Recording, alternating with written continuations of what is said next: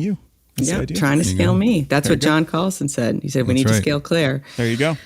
I'm actually very, if you're willing, would love to dive in on just a couple things that resonated with me and Brent from the book that we think would resonate with our listeners. I agree. I think this book is 100% worth owning. And I think the framing of sort of, did you say reference manual? The concept of going back like to a guide. it. Yeah. Yeah. And that's how I kind of, as I realized the daunting task of reading it straight through, there were certain sections like, well, that's not for me right now, or what it felt. And I skipped over it to the other stuff. And there was every section had something more helpful to me that was aligning with what I was thinking through that day. And so I would love to, if you're willing, just kind of go through a couple things from the book. Is that okay? Of course. I think, as I'm sitting here with two authors, I have not written a book. So I'm going to give you, as we all experience, we all read books. There's that moment when you're reading a book, Brent, and you're kind of trying to decide, or you're feeling the author out. You're deciding, am I in? Am I connecting with you? Am I aligning with what you're saying? Is it worth it? Do I trust you? Is it worth it? Right. Yeah. Mm-hmm. And Claire, there was a moment for me, it was in chapter 1, and you completely earned my trust as a reader when you described your team member who was managing with a place of high transparency and communication, and it was creating some problems for the organization. And I love that story for two reasons. One is, I appreciated hearing about people because you're going to read a book called Scaling People. There's kind of something in the back of your head where like, this might be devoid of all acknowledgement that people are people, right? This could be super utilitarian about it. And so it was, in fact, going to let me know. It let me know this was, in fact, going to be a book very connected to people's stories and managing people as humans. Good. And I just love if you'd be willing to maybe share that story in whatever, verbal form you want to share and kind of your takeaway from it. And I think that could launch into some good conversations here. Yeah. Yeah. I mean, this was a really pivotal moment for me, the story as a manager becoming a leader, I will say. I had just at Google taken on quite a big new role leading what we called online sales and operations at the time. And I had, for the first time, a team, like I think I had over 100 or 200, between 100 and 200 people managers in my org. So my org was big, right? That means you had, a couple thousand people. And I had a great HR partner who, she sort of said, I have this idea, like we're going to get all the managers together, which of course I wanted to do. But my inclination was like, let's get together and talk tactics, like talk about the plan, talk about how we're doing against the numbers. What are we going to do next year? I wanted to make it more of a business. And she had an excellent insight, which is, these folks don't all really know each other. This org is sort of new with you as the leader. And what if we did something that was more about values and about, some personal, connection? And I said, I'm always game for that. But because I tend to lean that way anyway, especially with my smaller teams, like my direct reports. But I was like, really? Do you think we can do this at some scale? And she had this guy that she'd worked with named Stan Slapp, who is a sort of leadership consultant in San Francisco, whose book, by the way, Bury My Heart in Conference Room B, I have in the bibliography, and I want to credit him. But he led us through, he got it to this offsite, and he told a personal story about himself and his values that was very compelling. And then he said, I'm going to lead you all through an exercise. And we were all at these round tables, and we went through and sort of said, he gave a list of about 100 values, things like family, ambition, competition, integrity, you get the idea, trust. Mm-hmm. And he gave this list of values, and every table had to go and sort of go from 100. Each of us had to get to 10, and then 5, and then 3. And it was inspiring a lot of these small table discussions about, what motivates me? Is it learning? What is the value? And people telling stories. And then Stan said, I want to invite a few of you to come up and talk to the whole group, right? So this is a big deal because it's, more than 100 people in the room. It's pretty personal. And I was very impressed. A couple people from the team, and including encouraged by their table of their colleagues, got up. And one of them was this individual who I call in the book Eli.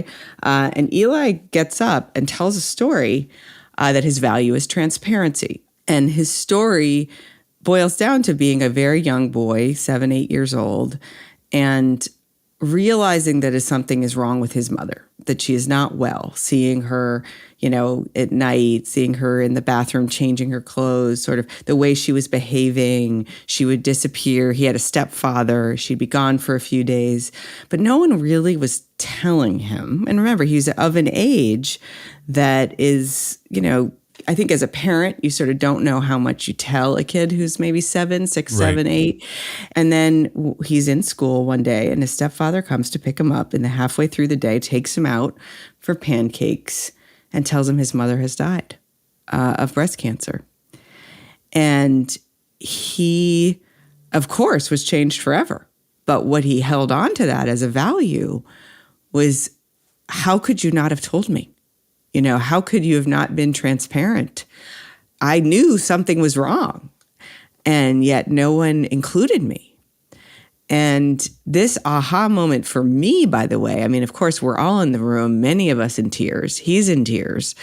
We're thinking about the implications of that for him, but I'm also his manager, I happen to be, and I'm thinking about a challenge I've had with him, which is that he tells his team way too much information about what, like, the underpinnings of what we're trying to figure out. And I'm in the middle of making changes in the organization because I'm the new leader, right? And we're having these open conversations about possible different org structures. We actually had a lot of conversations about compensation. This was a team that I was trying to transform, frankly, into more of a sales team. It had been more of a support customer success team. And we needed to change a lot of the systems of operating, the metrics of success, but also the compensation structure. And he was oversharing, which created a challenge for all the other managers because his team would know that there might be a compensation change. I think you both probably know well, the minute you're touching people's compensation, it creates a lot of anxiety and a lot of interest. And you really want to figure it out and roll it out carefully. And he got ahead of us. And I finally, instead of giving him feedback and saying, look, Eli, you keep surprising the rest of the management team by telling your team stuff that we're not figured out on how we're going to explain it yet or what we're doing even. And he would kind of get the feedback, but he wouldn't stop. And then I finally could have a conversation with him, which I call sort of the meta conversation or the conversation about the conversation. And I could say, look, Eli, I think I get it now. I think your value, your number one value, and now I understand why, is transparency. And you feel you're being loyal and caring for your team by telling them everything. And he said, yeah, exactly. And that's what I have to do. And I said, well, can we just think about this differently? Because in fact, you're actually creating a lot of anxiety for your team when you're telling them something that might not be correct or might not be fully thought out. And he said, yeah, I can see. I mean, it was almost like we were playing out probably the same, I mean, of course, at a very different level, dynamic of what a parent has to figure out, which is, how do I protect this individual, but also include them? And we ended up having a really good moment about what were the terms of that. What does that look like when you're a manager of a team and you have responsibility also to your colleagues and to the organization? And from then on, we could have, again, a meta conversation when he started to get too transparent and really talk about what was the right thing to do for the team, as opposed to transparency at all costs. But I also stopped criticizing his inclination to be transparent, right? Because yes. I get it. Right. I get it. Yeah. I mean, it sounds like when you were actually probably having that conversation with him, in some ways, he was probably replaying what happened to him when he was a child, right? And like maybe providing empathy for the incredibly unthinkable, difficult situation that he was in, his mother was in, stepfather was in. And I think that it is interesting how, these early events in our lives shape, who we become. I'd like to dig in a little bit on transparency. And when you think about transparency as a value, because I think in many ways people sort of assume transparency is always a positive value. And so for you to be able to say, hey, transparency has to be balanced. How do you think about the amount of transparency that you offer to people and in what ways? And how do you, even bringing up transparency, I feel like sometimes, or letting people know that you're not completely transparent, almost builds a distrust. Yeah, How do you sounds work dirty. against that and provide transparency in an appropriate context? Yeah. No, and particularly, right, in tech companies, I mean, it's really a very hallowed value because it does build trust. And people also, it shows respect. It says, look, we can all know the same information and we're rational people who want to do the right thing. Yeah, let me talk about that because I really confronted that at Stripe, actually. When I joined the company, Stripe had a really strong belief, actually, just what I later uncovered is I think many of the employees interpreted it as a belief in transparency. The founders interpreted it slightly differently, which I'll explain. But all of the emails that were sent in the company were copied to email lists so that every employee could read everything that was being communicated. So take a minute and process that. It was still a small company. But, I joined, it was at 160 people. And so anytime I sent a note to a customer, for example, I was either direct copying or blind copying a list that was like customer emails from this team. And then anyone in the company, any engineer could go and subscribe to that Google group and read all the emails. And many did, by the way. And there was this sort of interesting feedback culture of you'd get this random email from someone you'd never met in the company, especially if you were new. And they would say, hey, by the way, you told the customer this thing about the product and you're slightly wrong. Let me tell you how it actually works, which on the one hand, by the way, was great. I mean, very rapid learning, like it was like a group learning and feedback culture, but sometimes scary and intimidating and created some real fear and support in the sales team. Well, I'd think twice about firing off any email. I mean, I'd be very careful not to include anything in an email that I wouldn't want the entire company to read. Right. So everything, I mean, this is exactly it. Everything has an externality, right? You do one thing with great intentions, and then you're going to deal with when you sort of push on something, there's going to be a bulge on the other side. And that's the externality is exactly that, is create some fear of judgment and criticism. So all to say, I get to Stripe and I clarified with the founders, like, hey, is this actually like a cultural underpinning? Like everything must be transparent. And no. The transparency is in the interest of people having the knowledge they need to do the best work. And I said, okay, well, that's a little different than saying we're going to tell everyone everything all the time. And so I started to clarify a lot of internal communication about what we meant by the sort of let's copy all of our emails to people culture. And then I also started to say, let me set your expectations, folks. There are going to be things that we are not transparent about immediately. Things like, well, first of all, a legal situation, an HR situation.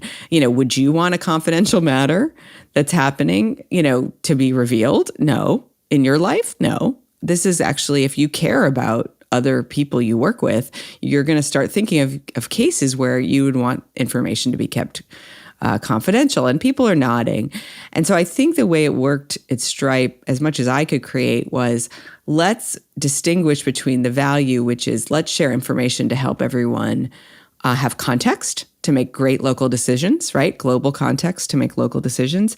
But let's also think about what isn't valuable to share that is either confidential or frankly distracting. I mean, this is a question, I think, when you are looking at compensation changes, until you've really done all the analysis, all the thinking, looked at the cultural implications, looked at the financial implications, and written a communication plan, it is just not productive to say to people, we're thinking of changing your pay.